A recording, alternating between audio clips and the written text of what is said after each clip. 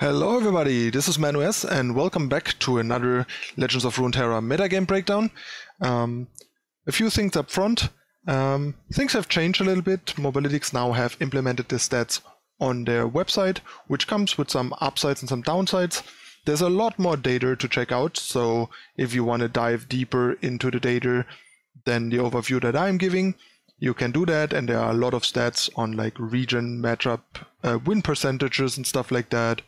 There are more different deck lists with their games played showed per archetype and stuff like that. So you can dive really deep into certain archetypes and stuff like that. But the downside is the data is not sortable by time frame. So you can only sort by masters, below masters, or all ranks. And the data is always populated for a given patch, so it only changes the time frame once there's a patch. So that means the change from week to week that we can look at is going to be much smaller because it's only going to be the old data. It's going to be the old data plus the new week. So we only see how the new week might slightly change win percentages and popularity numbers a bit, which is a bit unfortunate because I think that was like the biggest deal to see what is popular in a given week. And I already talked to the Mobalytics guys and let them know that I would really like them to implement this again, because I think it's a really important feature to be able to sort by time frame. Even set a specific time frame so we can look at very specific points in time. So I hope they implement that ASAP, because until then we will only be able to look at the whole data since the last patch and how it changed, often only sort of marginally with this week. That also means there might be decks that aren't really popular or viable anymore, presented with a high number of matches played, because they were played a lot in the past, but aren't really played a lot anymore. But since this is the first week with this kind of data, I can't even look at how much they changed. So for example, if there's a deck that had 8,000 games last week, and then in the new week it has slightly above 8,000 games, we know it's not very popular anymore. Even it only got like very few games played, so people have stopped playing it. So we can kind of do it this way to see what got a lot of new games, so to speak, and I might try and do that. The problem is, even that, since I can't like save the old data, it's hard to compare this as well, and so on. But it's something that I will try and keep an eye on to give you as much information as possible. But it's really unfortunate that they, of all things, didn't implement that, because I felt like that was one of the like core features of the spreadsheets before, to have the comparison from one week to the last one and see what people are playing a lot, because some decks completely disappeared or like halved in popularity from one week to another, and now this is going to be hard to spot. So sorry about that, but I can only work with the tools that I am given, and I hope you understand. I'll still try to give you as much of an analysis as I can with the information that I have.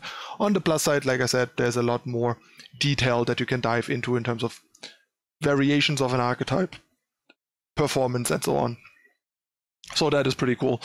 So overall, they're doing a great job, but that's, I think, like a big oversight that is really important for this kind of like week-to-week metagame analysis that I, and probably also a couple other people like Swim, for example, are doing, and that are sort of hampered by this, because yeah, you only get like the whole metagame of the entire patch period, not the metagame of like the current days, like the last week or so, which gave you a much more up-to-date view on the metagame, rather than like this long stretch of the entire patch period, because often the metagame is much different right after a patch than towards the end of a patch, and this is kind of lost, this nuance.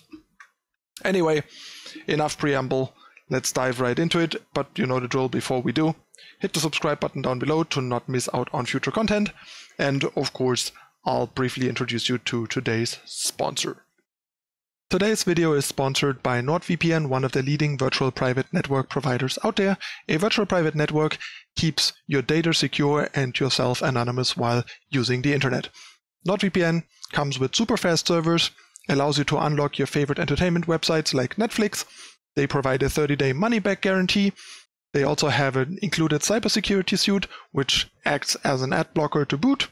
They don't lock any of your data, provide a 24/7 customer support, and you can use it on up to 6 simultaneous connections, so one account covers most or all of your electronic devices. And most importantly, they don't have any bandwidth limit, so you can use it non-stop without it getting throttled, which is particularly important for heavy users like us. It also won multiple awards and comes highly recommended by top technology experts. So if you're still surfing online without a VPN, now is the time to change that. Get NordVPN now, 70% off for a 3-year plan, including 1 month extra for free using the code ManuS or the personalized link in the description down below. And now on to today's content. All right, there we go. Also, in case you're wondering, I'm already working on the next deck techs, so stay tuned for that. I got a pretty cool one for you lined up that should be coming out in the next days. All right, so first off, top 5 most popular since the beginning of release, basically. So keep that in mind. This data is since the last patch, and the last patch is release, I think. I don't think they do it from the patch that didn't change anything in the game. That was just bug fixes and stuff. So I would assume this is from release. Even that isn't like entirely clear on the site to me, because it doesn't say the date when the data started. It just said when it was last updated and the amount of games. So my guess is this is since release, since the release of Bilgewater. So yeah, Azrael Karma, not too surprising. It was good before. It was popping up and down in the last 2 weeks, in the last 2 metagame breakdowns. I think in the last one it didn't make it in with popularity, which wasn't too surprising, because I think it has a really rough burn matchup, which is very strong and very popular, and we saw last week that that was the most popular deck, in fact, in Masters. But this is still a contender. It might be overrepresented here due to the initial popularity, and probably not as popular right now as it has been in the beginning of release, partially because it was a very familiar, proven concept. So take that with a grain of salt. This is the tried and true version. It's pretty solved here. You have the 2 Rummages because of Karma, and the rest is just like all the good cards, basically. I'm not sure if I would recommend 2 Will of Ionia and 3 Concussive Palm. Like, Will of Ionia is like very flexible still. Palm is nice, but it requires them to have a unit and can be sort of countered by them, for example, returning their unit in response, stuff like that. So would be a bit skeptical of just running 2 Will of Ionia and 3 Palm, but not sure. The upside obviously is that Concussive Palm is a decent 3-drop that has a lot of board impact by stunning 1 unit and blocking another. So not entirely sure on that, and you can only run so many 2s. So might want to experiment with that a bit. Otherwise, the numbers look very solid and, yeah, established. Not much to say here. It's just a very robust deck, and still, I would argue, the best Ezreal variant. There is some nice appeal in variants like with Bilgewater, because there are a lot of cards that play well with it, and you get Twisted Fate, which is another great alternate win condition. But I felt the deck just lacks, in particular, in sort of board control stuff against bigger units, because you don't have the stuns, you don't have the bounces, which then means the opponent kind of just, yeah, runs you over, because all you have is like these small damage spells that won't cut it. All right, next we have the Weimerdinger control, or like proactive mid-range. It's kind of like a dynamic playstyle.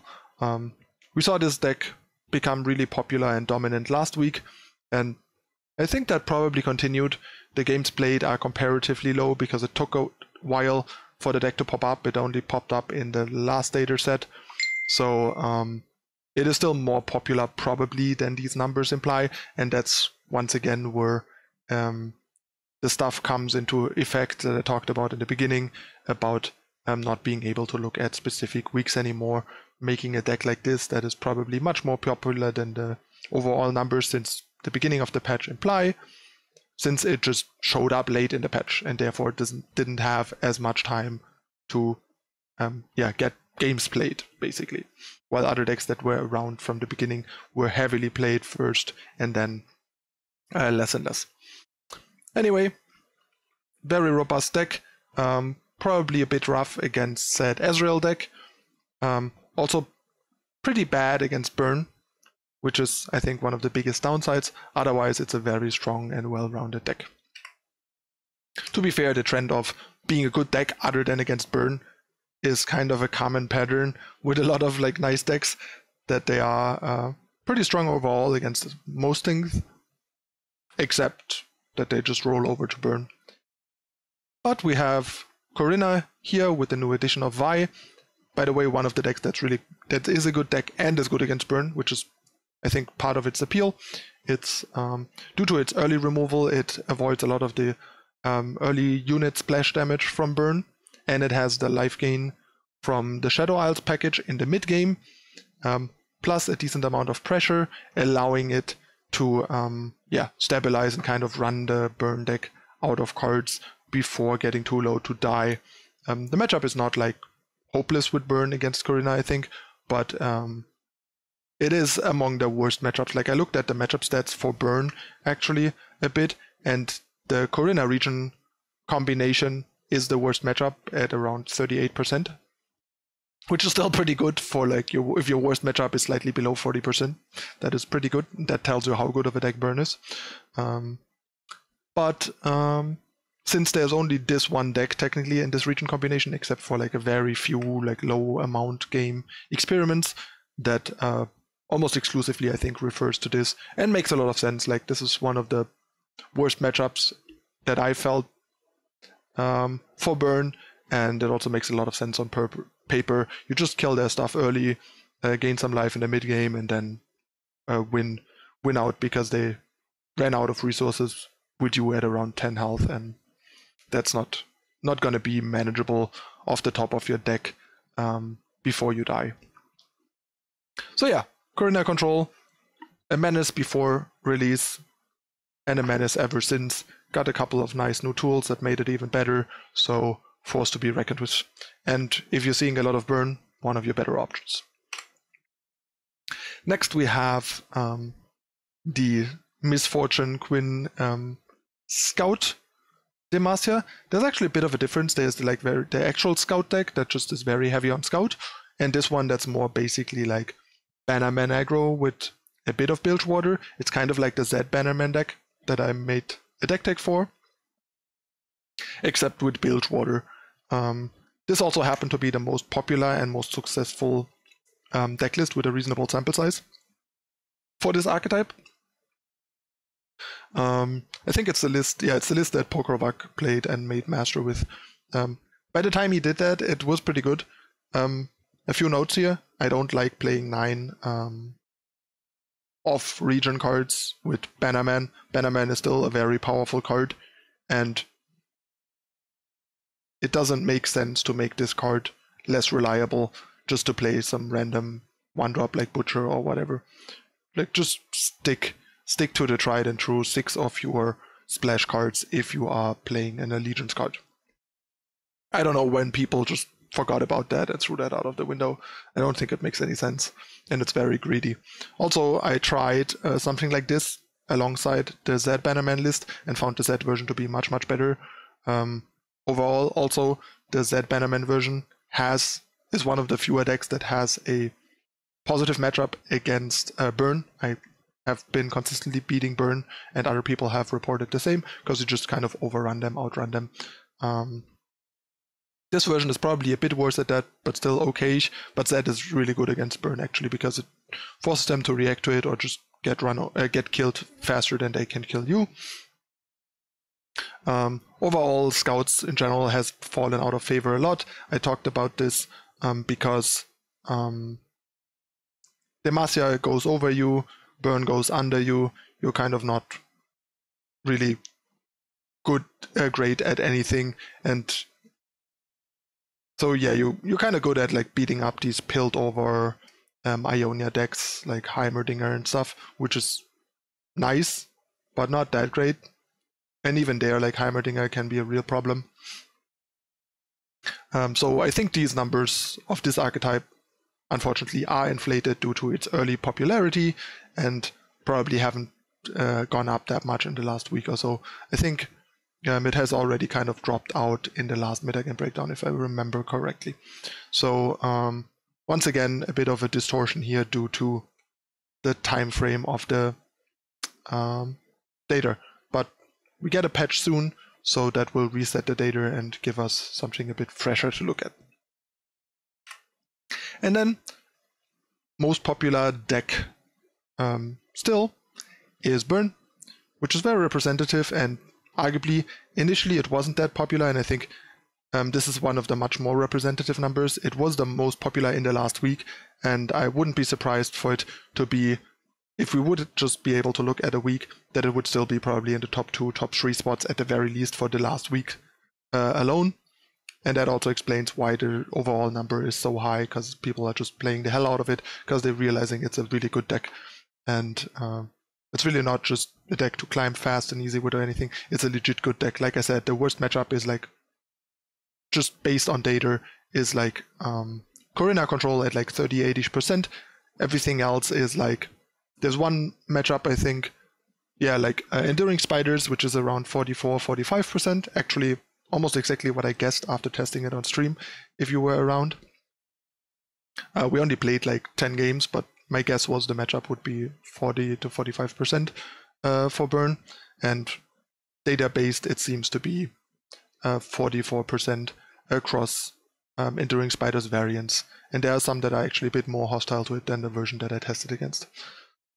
And the other bad matchups are like 48%, so basically 50%, and there are a lot of matchups that are just like above 60%.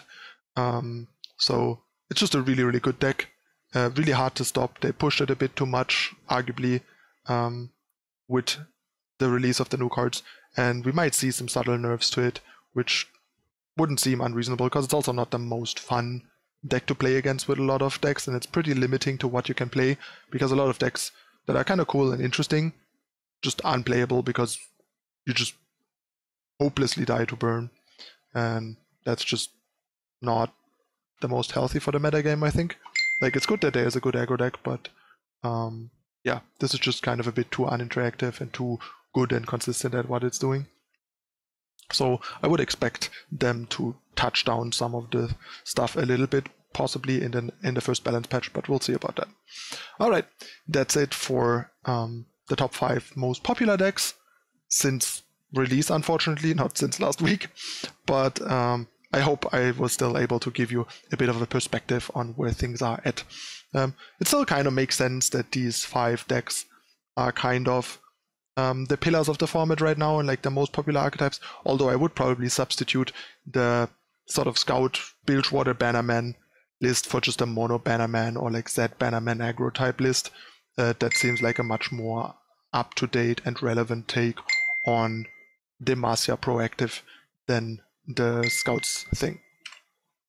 All right, on to the top 5 highest win rate. Once again, much less discrepancy here because we're looking at large sample sizes over multiple weeks, unfortunately, making these numbers pretty settled and also pretty close to each other among the better performing decks with huge sample sizes.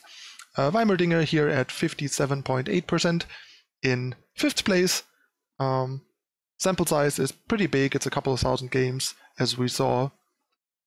So yeah, this is not just the most popular, but also the best performing list, like we saw earlier, so they are one and the same. So yeah, this is one of the top 5 best performing decks. It's also popular, so if you look at bigger time frames, you also see that there's a lot more overlap between popularity and success, as I mentioned in past videos. Next we have Burn at the same win rate. Burn just ranked in 4th because it has a notably higher sample size of about 3,000 games more, but the win rate is the same.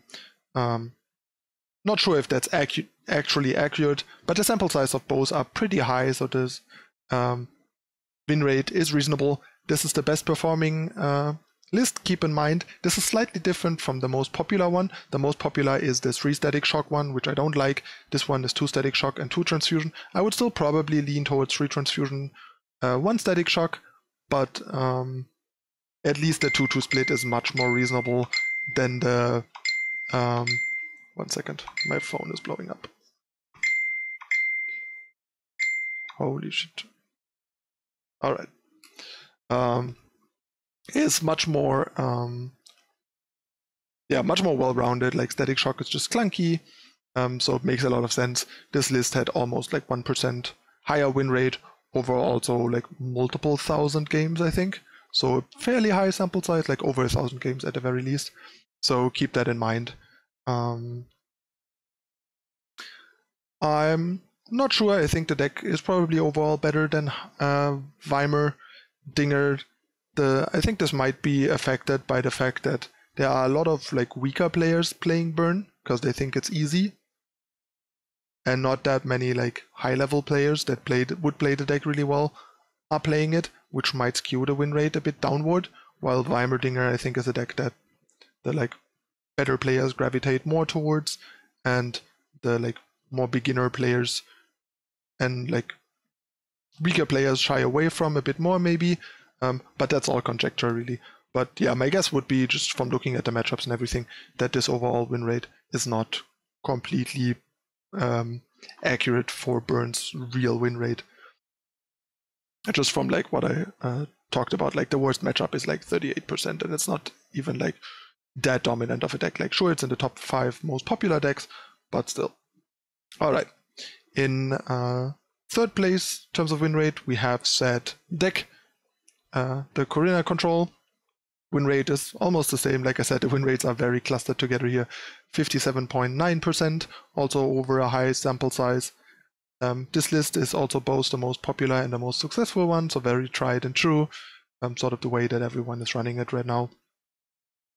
And then next, in second place, we have the same win rate at arguably actually slightly higher amount of games, I think, for the specific list anyway, although obviously the amount of games for Corina are higher, and probably I should have switched the two, but it doesn't really matter too much, so they are kind of tied. So this is a different take on the Bannerman mid-range proactive thing. Once again, a bit more aggressive with Lucian and Citria of Cloudfield to make Bannerman stronger and be more aggressive. They're basically replacing Fiora with Lucian, Garen with Vi, and then shave some numbers to fit in some Citria and the Zenners. And also play Relentless Pursuit because they're more aggressive. I haven't played this specific list, and it isn't as sound to me. Like, I think Fiora, Garen just add more to the deck. Like, Garen is a great top deck, while Vi is just a 2/5. Vi's spell is really bad, while Garen lets you free roll Judgment, which is a super good card if you can free roll it. It's not a great card to play in your deck because it's very situational and clunky, but having it for free because you have Garen in your deck is amazing and lets you randomly win games that you otherwise couldn't and blow out people. And makes it really awkward for the opponent to play when you have 8 mana and a Garen in play because they don't know whether or not you have a second one in hand. But yeah, I'll be giving this a try probably down the line. Might streamline some numbers like 2 Citria. The Bolt is very suspect to me, for example, and stuff like that. But yeah, this is the best performing Demacia deck that I could find on the list with a higher sample size. I think it was about 1,500 games, so you might want to respect it and give it a try. It's a fairly new one also. And in number 1, we have Scouts, which is kind of ironic given that the deck isn't that good anymore, and this win rate, this sample size, I think was generated in the early days of the patch when the new set came out. This is basically exactly the list that Patrick Dickman and I built the first night, except that it has an additional 2-drop in Hired Gun. We were going back and forth between War Chefs and Hired Gun, and posted the list with hired gun, but went back to Warchefs, and the one-off slot, the hired gun, I think was a back-to-back, as well as the third Rangers resolve, because 3 I think is a bit much. We didn't have single combat, so there are a bit of adaptations, and instead of Cetria we had Genevieve to lean in more into the scout thing. So maybe this list is better positioned than older stuff, because it has done some adapting and is a little less clunky, but yeah, this is more the all-in scout thing with Relentless Pursuit, as you can see, while the one that we looked at before was performing worse and was more of a Bannerman deck really than a Scouts deck. And this had a really high win rate, I think 64% over like 250 games. Sample size isn't that high, but it stood out, so I figured it's a nice thing to put out here and give you to try. All right, so yeah, that wraps the top 5 most popular and highest win rate decks as of to date. I hope I could give you as much context as possible without having the week-to-week view that we are used to still give you an idea what is probably more relevant right now and what is more outdated, while still showing up here because it used to be popular.